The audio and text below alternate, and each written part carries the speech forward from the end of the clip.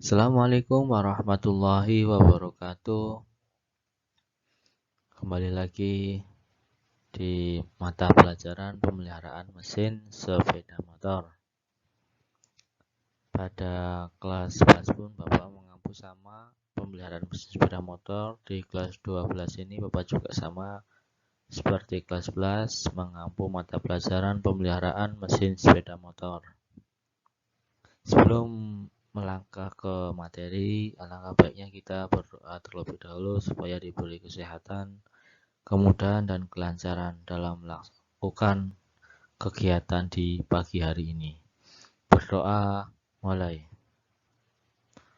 Berdoa selesai, langsung saja ke materi pagi hari ini atau pertemuan pertama atau minggu pertama, yaitu nanti Bapak akan membahas tentang gangguan dan perbaikan pada kepala silinder. Yang pertama nanti ada kepala silinder, cylinder head ya. Nama Inggrisnya cylinder head, nama Indonesianya kepala silinder, adalah salah satu komponen utama mesin yang dipasangkan pada blok silinder dan diikat menggunakan baut. Jadi salah satu komponen ya, itu yang komponen utama mesin yang dipasangkan pada blok silinder. Jadi di depan blok silinder itu adalah kepala silinder ya, yang diikat oleh 4 baut. Ada 4 baut ya di kepala silinder. Ini adalah gambar daripada kepala silinder. Jangan sampai kebalik blok silinder dengan kepala silinder.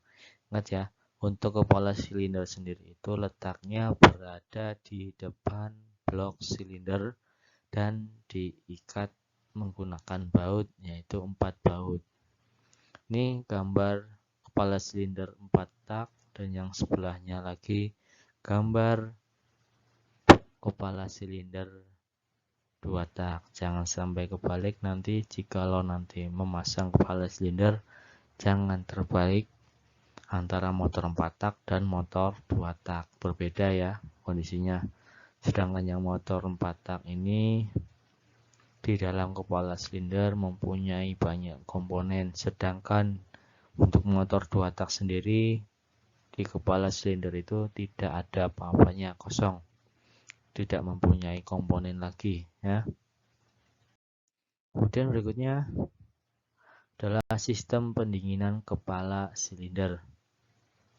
Nah, pendinginan udara. Nah, pendinginan tipe ini biasa dilakukan dengan cara memanfaatkan udara yang masuk lewat celah mesin. Jadi untuk pendingin tipe udara, jelas di bagian tadi kepala silinder itu kan ada sirip-sirip. Nah, itu sebagai pendingin udara.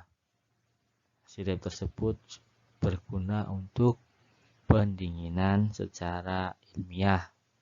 Kemudian yang B ada pendinginan air.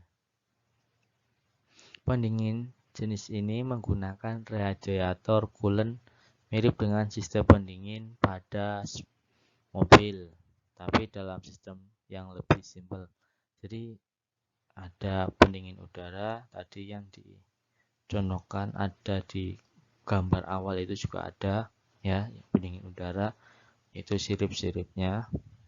Kemudian pendinginan air sering kita jumpai di sepeda motor sport ya, terutama ada di Vixen, itu ada yang dinamakan pendingin. Kemudian di motor matic, yaitu motor Honda Vario, itu ada pendingin air atau radiator.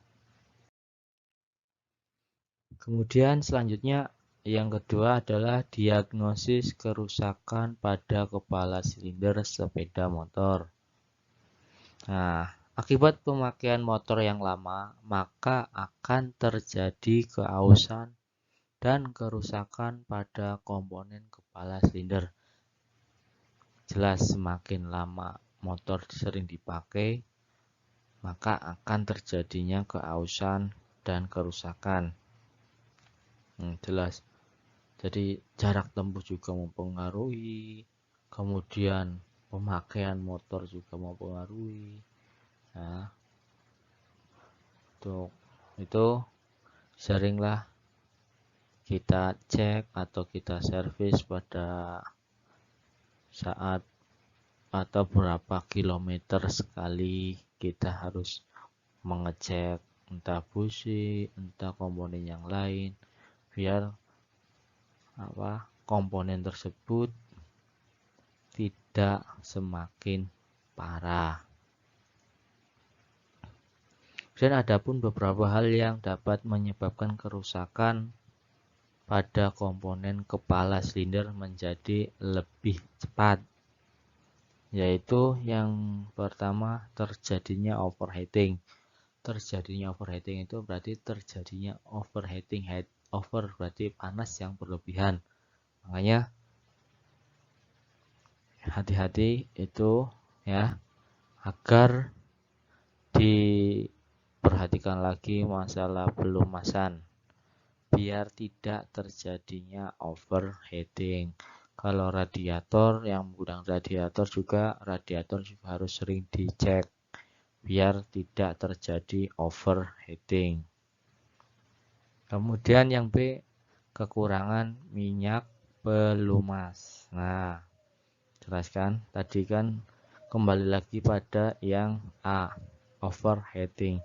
Jika kekurangan pelumasan, maka akan disebabkan terjadinya overheating, panas berlebihan. Makanya minyak pelumas itu harus sering kita cek ya, atau kita lihat berapa ribu kilometer atau berapa bulan sekali kita harus dicek.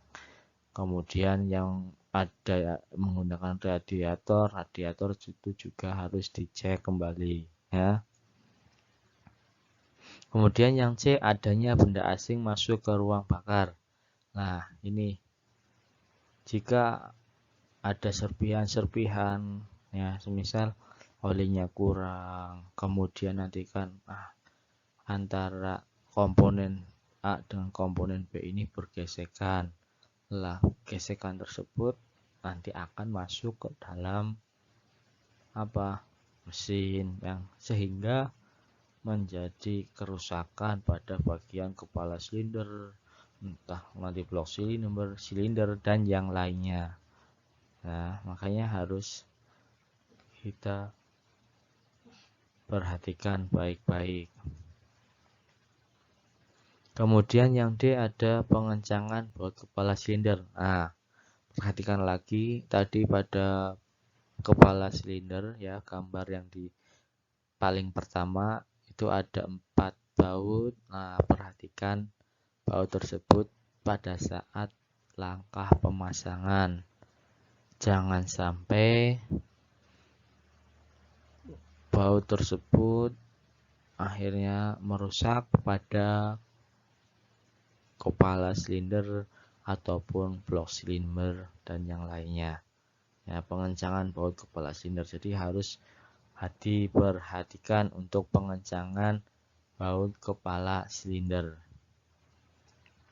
Kemudian yang E, salah pemakaian busi. Nah, ini busi juga harus diperhatikan ya. Jikalau pemakaian busi yang salah, tidak sesuai alur atau drat, itu akan menimbulkan kerusakan. Kerusakan di bagian mana? Di bagian kepala silinder. Makanya kalau kita membeli busi, alangkah baiknya kita perhatikan alurnya atau dratnya, jangan sampai nanti kepanjangan atau kependekan sehingga menyebabkan kerusakan pada bagian komponen kepala silinder. Kemudian selanjutnya overheating atau panas yang berlebihan di samping daya dan efisiensi motor juga akan membuat kerusakan pada kepala silinder. Jelas tadi ya, overheating itu panas yang berlebihan. akan menyebabkan kerusakan, kemudian nanti juga performa mesin akan menurun. Nah, beberapa hal yang menyebabkan terjadinya overheating sebagai berikut. Nah, yang pertama, tekanan kompresi terlalu tinggi. Ini juga termasuk beberapa hal yang menyebabkan terjadinya overheating. Nah, kompresi yang terlalu tinggi, jelas. Nah, kemudian sistem pendingin terganggu. Nah, tadi yang menggunakan air radiator itu pasti akan terganggu sistem pendinginnya. Kemudian yang C, saat pengapian terlalu awal atau maju. Nah, pada saat ini pengapian terlalu awal. Jikalau kalian atau kamu membongkar pada gigi rantai keteng, hati-hati. Bisa jikalau kamu maju lebih awal. Nah, mata itu kan ada di bagian kiri itu ada matanya. Jikalau mata tersebut meloncat berapa loncatan, nah sangat berbahaya, memicu terjadinya overheating.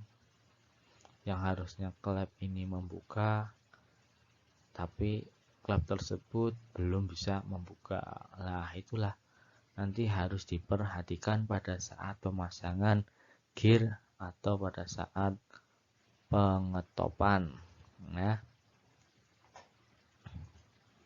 berikutnya yang dia ada pemakaian bahan bakar terlalu irit atau hemat. Nah, di sini terkadang orang pengen ngirit, beberapa cara dilakukan oleh customer. Nah, ini padahal bahan bakar terlalu ngirit atau hemat juga tidak baik, tidak bagus untuk kendaraan itu sendiri, akan menyebabkan overheating. Makanya motor sudah disetting dari pabrikan itu sudah standar. Jikalau pengen hemat, pengen irit dan sebagainya, nah nanti akan timbullah kerusakan pada komponen mesin sepeda motor. Nah, makanya kalau terlalu ngirit banget, nah nanti akhirnya menimbulkan overheating. Jadi diperhatikan. Yang E, sistem pelumasan yang terganggu. Tadi ada sistem pendingin, sekarang juga ada sistem pelumasan yang akan terganggu. Ini jikalau pelumasan itu sedikit, maka akan menyebabkan overheating, panas yang berlebihan, sehingga mesin yang harusnya dingin menjadi panas. Akhirnya mesin motor atau kendaraan akan mati dengan sendirinya. Inilah perlu diperhatikan ya. Kemudian slide berikutnya, kerusakan secara fisik yang dilihat dari kerusakan kepala silinder sebagai berikut. Ini adanya kebocoran oli. Ya. Adanya kebocoran oli itu pasti adanya di bagian kepala silinder dan blok silinder juga ada sih. Tapi di sini Bapak jelaskan di bagian kepala silinder adanya kebocoran oli. Oli keluar dari kepala silinder dengan ditandai banyaknya debu bercampur oli.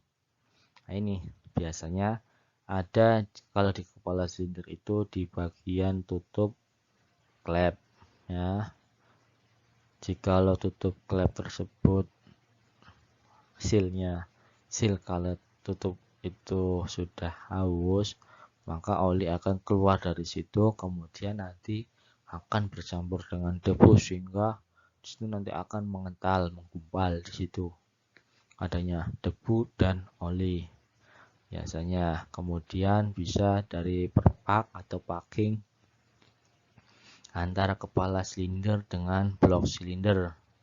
Nah, jikalau perpak tersebut sudah habis, sudah tipis, maka kan oli otomatis akan keluar. Makanya kan sebenarnya packing itu merapatkan. Jika packing tersebut sudah tipis, otomatis oli nanti bisa keluar dari celah tersebut, kemudian bercampur dengan debu, akhirnya nanti di bagian mesin akan sangat pekat. Nah, makanya penyebabnya ini, cara mengatasinya ini dengan mengganti seal oli, atau kemudian kalau packingnya harus segera diganti ya. Kemudian yang B, adanya kebocoran pada kompresi. Nah, untuk kompresi itu ada di kepala silinder, makanya ada yang pada saat kita selah atau kita starter kemudian motor tidak jalan-jalan, atau biasanya pada saat kita engkol kemudian motor terasa ringan sekali. Nah, itu berarti adanya kebocoran pada bagian kompresi. Nah, biasanya adanya kebocoran oli, kemudian pemakaian bahan bakar yang sangat boros. Penyebabnya apa? Packing kepala silinder rusak jelas, itu tadi bisa. Kemudian bagian klep itu bocor, post klep. Nah, itu penyebabnya. Cara mengatasinya apa? Nah, bisa segera mengganti packing tersebut, atau tadi misal pada bagian klep, seal klepnya ternyata bocor sehingga mengakibatkan kebocoran kompresi dan motor tidak bisa menyala. Nah, itu bisa diganti sealnya. Nah, itu penyebab packing kepala silinder rusak. Ada sebab, ada akibatnya. Nah, cara mengatasinya seperti apa? Itu adanya kebocoran oli. Nah, tadi kemudian pemakaian bahan bakar yang sangat boros.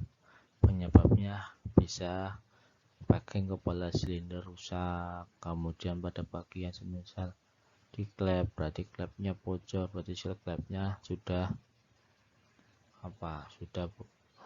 harus diganti. Nah, ini tinggal diganti cara mengatasinya. Sampai sini sudah jelas, paham semuanya? Jikalau belum jelas atau ada pertanyaan, silahkan tinggal hubungi Bapak aja. Kalian kan sudah masuk di grup kelas 12, silahkan jikalau belum paham atau masih bingung mau bertanya, silahkan tinggal WA saja. Untuk tugasnya ya, nanti pertemuan pertama silahkan kamu jangan rangkum, tulis saja langsung materi yang Bapak tadi sampaikan, ditulis di buku. Kemudian setelah ditulis nanti kalian foto lalu kirim ke WA Bapak, japri satu persatu, tulis nama sama kelasnya, itu sebagai tugas kalian ya. Ingat, ini kamu sudah kelas 12, jadi jangan sampai nilai kalian itu jelek ya. Dari sini pertemuan pertama Bapak akhiri. Assalamualaikum warahmatullahi wabarakatuh. Semoga sehat semuanya.